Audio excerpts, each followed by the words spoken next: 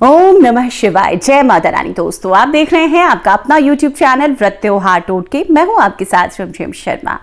दोस्तों, आज इस वीडियो में मैं बात करने जा रही हूं पशुपति व्रत के बारे में। पशुपति व्रत को लेकर दोस्तों भ्रम की स्थिति बनी हुई है।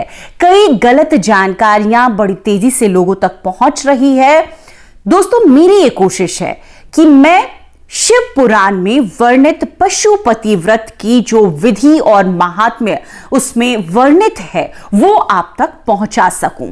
और इसके लिए मैंने कोशिश की है, मैंने कई सारे वीडियोस आपके साथ शेयर किए हैं जो व्रत की विधि शिव पुराण में बताई गई है। उस विधि के मुताबिक आपको व्रत कैसे करना चाहिए, कब करना चाहिए, व्रत में क्या खाना चाहिए, व्रत के क्या नियम है, सामग्री हमें क्या जरूरी है क्या नहीं है, इस तरह की तमाम जानकारियां मैंने आपके साथ शेयर की है।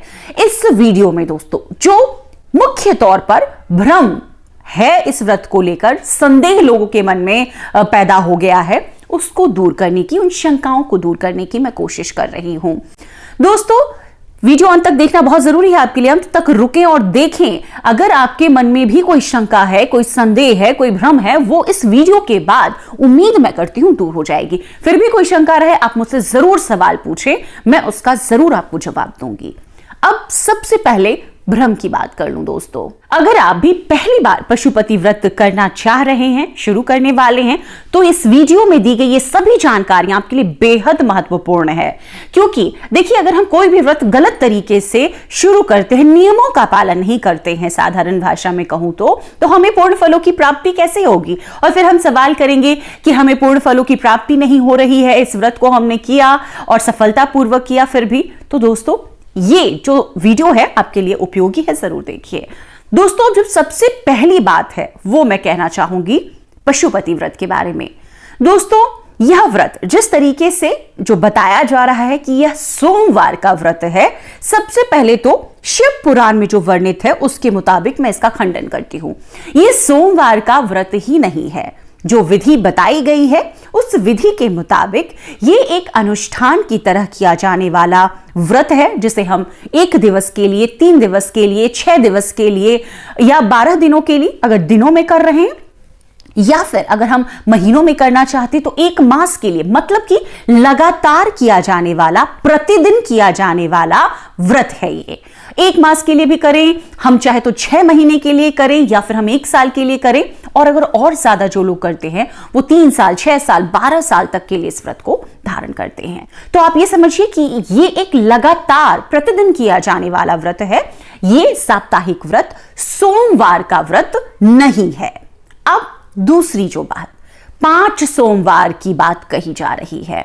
5 सोमवार ऐसा शिव पुराण में कहीं वर्णित नहीं है कि आप सोमवार को इस व्रत को धारण करें और 5 सोमवार करें, कहीं नहीं वर्णित है। आप चाहें खुद भी पढ़ें शिव पुराण और वहां से ये जानकारी जरूर देखें।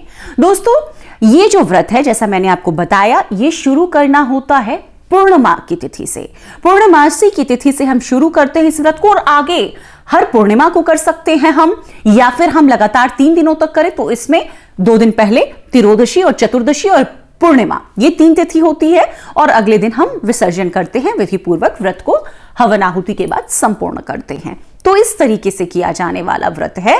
और जो भी आपकी कामना है उसके लिए अगर आपने 3 दिवसीय अनुष्ठान कर लिया, इसका मतलब आपने वो व्रत पूर्ण कर लिया। ये नहीं कि आपको हर महीने फिर वो करना है और 6 महीने तक, वो आप अपनी अलग अलग कामनाओं के लिए कर सकते हैं, लेकिन आपने इस अनुष्ठान को एक बार संकल्प लिया, पूजन करने के बाद आपने विसर्जन कर लिया, व्रत आपका वो पूर्ण माना जाता है।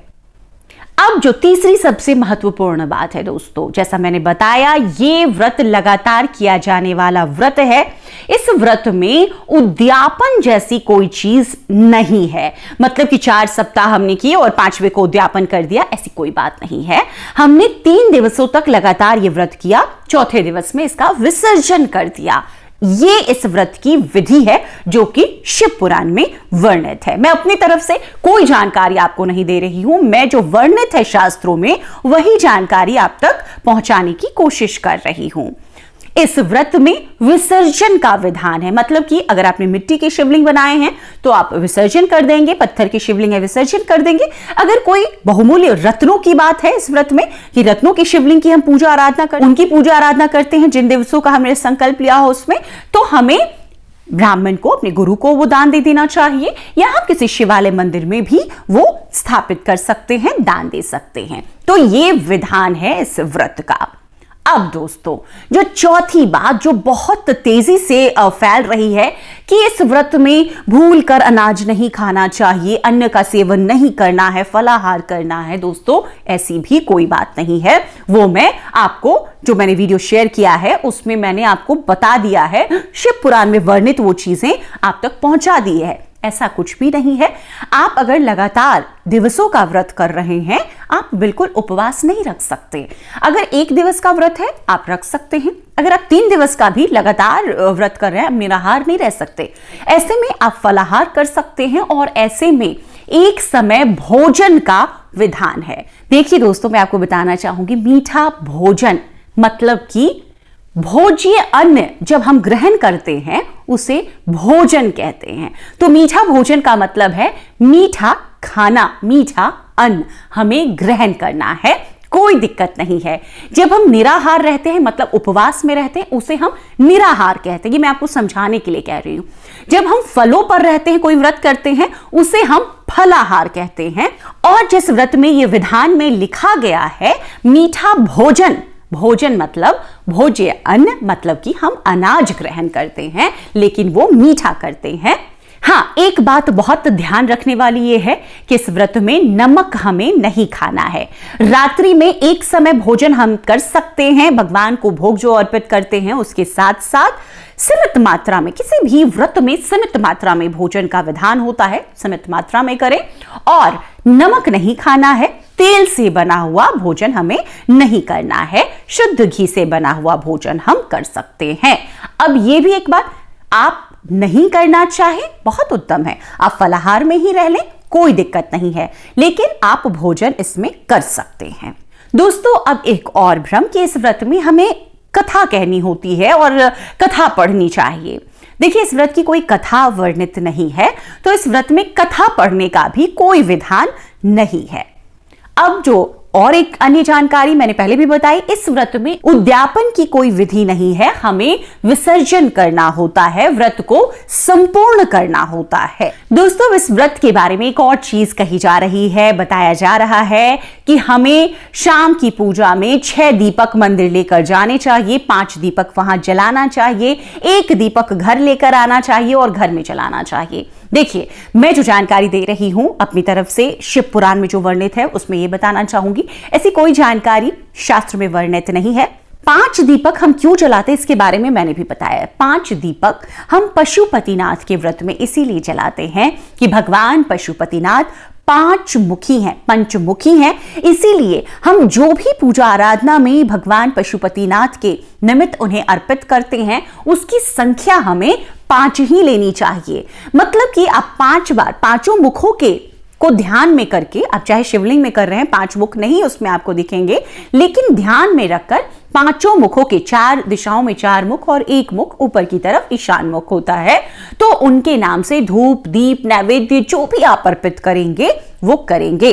तो इसी तरीके से जब हम उन्हें दीपक देंगे तो हम 5 दीपक प्रज्वलित करेंगे। हम सुबह की पूजा में भी 5 दीपक प्रज्वलित करेंगे और संध्या काल की पूजा में भी हमें 5 दीपक ही प्रज्वलित करना चाहिए। तो दोस्तों, ये जो मैंने आपको जानकारियां दी है ये शिव पुराण में वर्णित है, मैंने अपनी तरफ से इसमें कुछ भी अलग से आपको जानकारी नहीं दी है। जो शास्त्र में वर्णित है मैंने उसे पहले पढ़ा, समझा और ये जानकारी आप तक उसी तरीके से पहुंचाने की ये मेरी कोशिश है। उम्मीद करती हूं वीडियो में दी गई ये जानकारियां आपके लिए उपयोगी साबित हो। वीडियो अगर पसंद आए दोस्तों तो जरूर लाइक कीजिएगा, आगे जरूर शेयर कीजिए, क्योंकि देखिए बहुत तरह की जो गलत चीजें हैं लोगों तक पहुंच रही हैं और उसी आधार पर अगर वो व्रत करते हैं उसका फल नहीं मिलता तो वो बाद में परेशान निराश होते हैं। तो ऐसे में सही नियमों का पालन करते हुए ही हमें पाशुपत व्रत धारण करना चाहिए और पूर्ण करना चाहिए।